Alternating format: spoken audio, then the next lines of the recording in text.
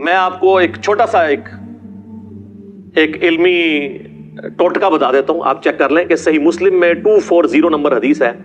سیدنا علی خود راوی ہیں, وہ کہتے ہیں کہ اس ذات کی قسم کہ جس نے دانے کو پھاڑ کر اناج کو اگایا اور مخلوقات کو پیدا کیا, نبی امی نے مجھ سے یہ عہد لیا تھا کہ اے علی, تجھ سے محبت نہیں رکھے گا مگر مؤمن, اور تجھ سے بغض نہیں رکھے گا مگر منافق. تو محبت علی از دا لٹمس ٹیسٹ آف ایمان. صحیح مسلم 240 نمبر حدیث.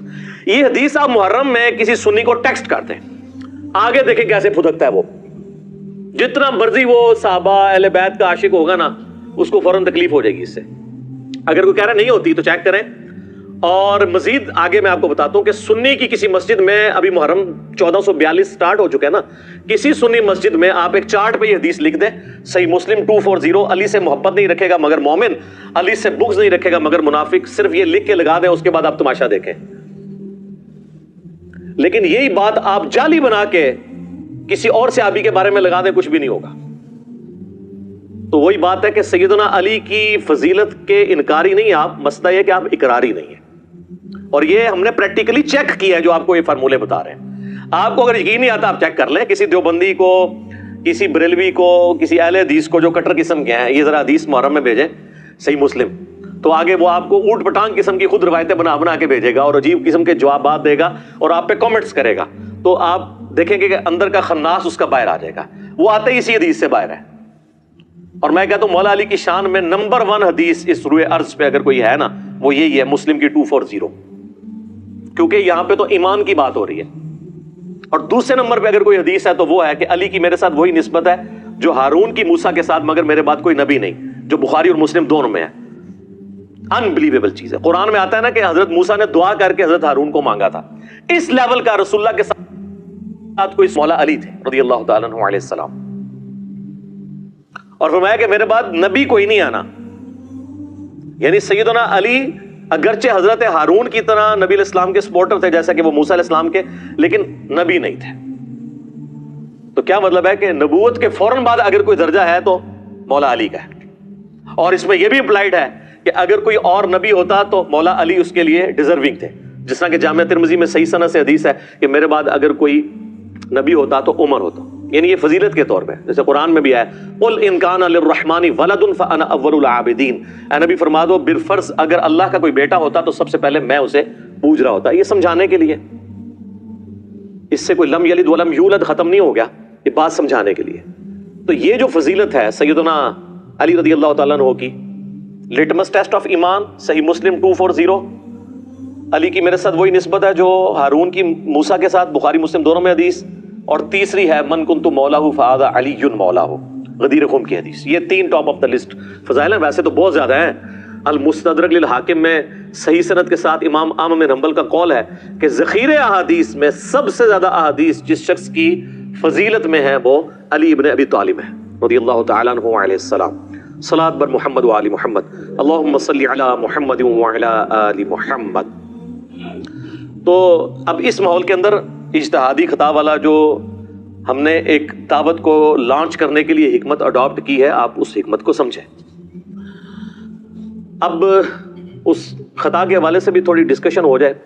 صحیح بخاری اور صحیح مسلم دونوں میں یہ حدیث موجود ہے, متفق علیہ, اور بخاری میں ذرا ڈیٹیل کے ساتھ ہے.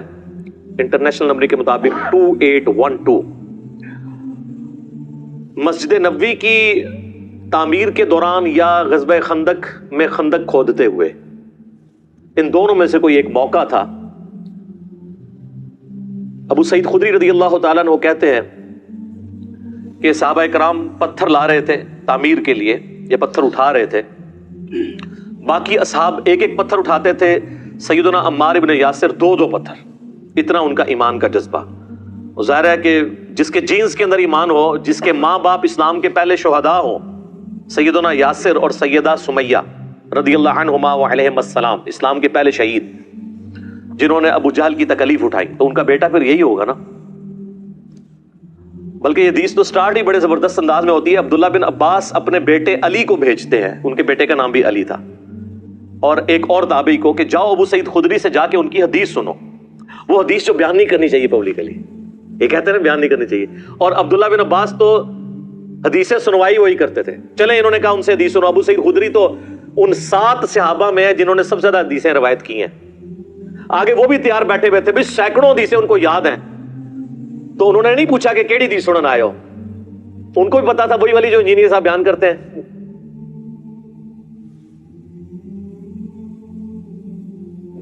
اور آپ کے علماء نے پابندی لگائی ہوئی ہے. تو کہتے ہیں وہ اپنے باغ میں کام کر رہے تھے, تو ہم نے کہا کہ حضرت ہمیں ابن عباس نے بھیجا ہے اور وہ کہہ رہے ہیں کہ جا کے ابو سعید سے ان کی حدیث سنو. ابو سعید کو تو سینکڑوں ہزاروں حدیثیں یاد ہیں. انہوں نے پوچھا کیڑے علی,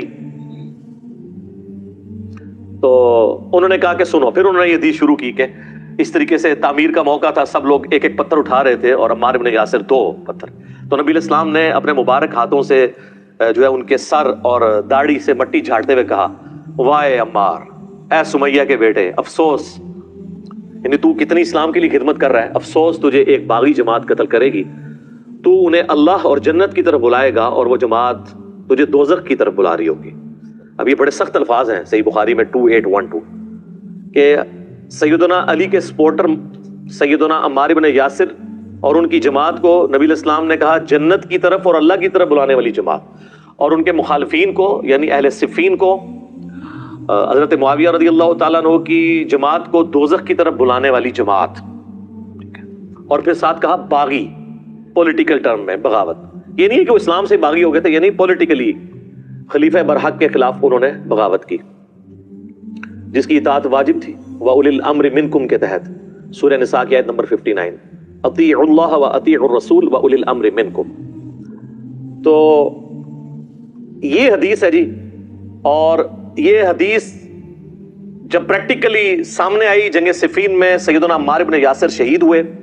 حضرت معاویہ کے ایک فوجی تھے ابو الغادیہ جو اصحاب شجرہ میں سے ہیں, اور صحیح مسلم میں حدیث ہے کہ اصحاب شجرہ جو ہے نا, جنہوں نے بیعت کی ہے اس درخت کے نیچے صلح حدیبیہ کے موقع پر, جو سورہ فتح میں بھی ذکر ہوا ہے اس کا, تو مسلم کے الفاظ ہیں اصحاب شجرہ کو دوزخ کی آگ نہیں چھوئے گی.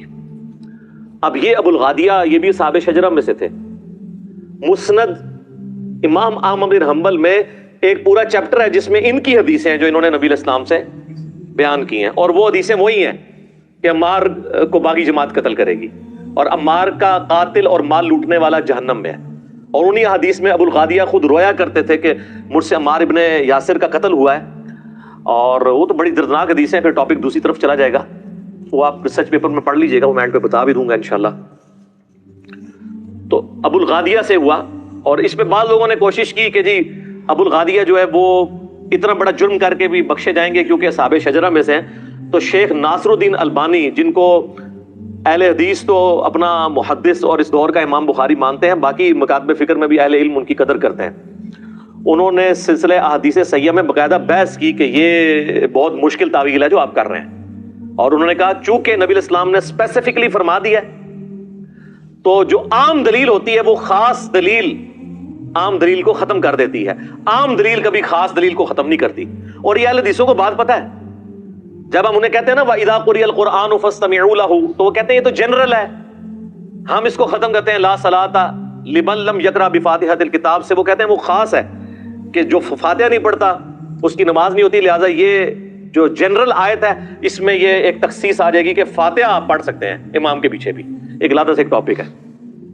یہاں پہ وہ بھول جاتے ہیں کہ جب اسپیسیفکلی آ گیا کہ عمار کا قاتل اور مال لوٹنے والا جہنم میں ہے, المستدرک الحاکم میں حدیث ہے, مسند امام احمد میں, تو وہ عام والی بشارت اس سے گئی. لیکن یہ ہمیشہ کے لیے جہنم میں نہیں, الٹیمیٹلی ہر مسلمان کو جس نے ایک دفعہ بھی کلمہ پڑھا ہے وہ جنت میں جانے میں انشاءاللہ کامیاب ہو جائے گا.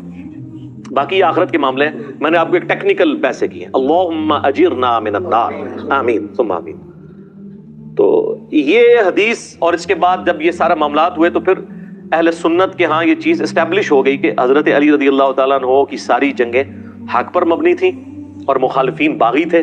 البتہ اس میں اختلاف ہے کہ مخالفین کی جو بغاوت ہے وہ اجتہادی خطا کے طور پہ شمار کی جائے گی یا ہٹ درمی کے اوپر, اس میں اختلاف ہے.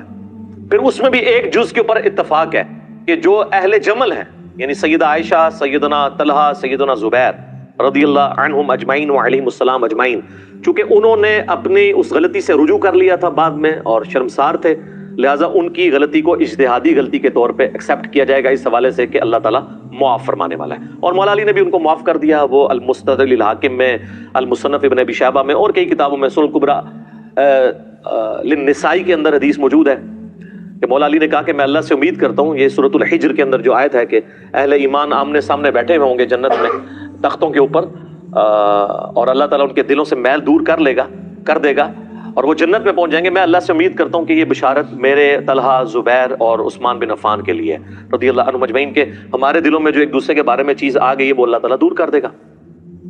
لیکن جہاں تک تعلق ہے حضرت معاویہ رضی اللہ تعالیٰ عنہ کا، ان کو حضرت علی نے معاف نہیں کیا، اس لیے کہ وہ حضرت علی کی زندگی میں بھی اپنی اس خطا کے اوپر قائم رہے اور اس کے بعد 20 سال زندہ رہے اور مرتے دم تک انہوں نے رجوع نہیں کیا. اسی لیے سیدنا علی نے ان کے بارے میں ڈیفرنٹ ایٹیچیوڈ رکھا. میرے استاد ڈاکٹر اسرار صاحب رحمہ اللہ تعالیٰ نے سورۃ الحجر کی انہی آیات کی تفسیر میں بیان القرآن میں یہ کہہ دیا تھا، حضرت معاویہ کا نام بھی انہوں نے داخل کر دیا تھا. وہ حدیث کے معاملے میں تو وہ خود ہی کہتے تھے میں امی ہوں، تو پھر میرا اس پہ جواب آیا تھا کہ حضرت معاویہ کا نام نہیں انہوں نے لیا، حضرت طلحہ، زبیر اور عثمان بن عفان کا نام لیا تھا.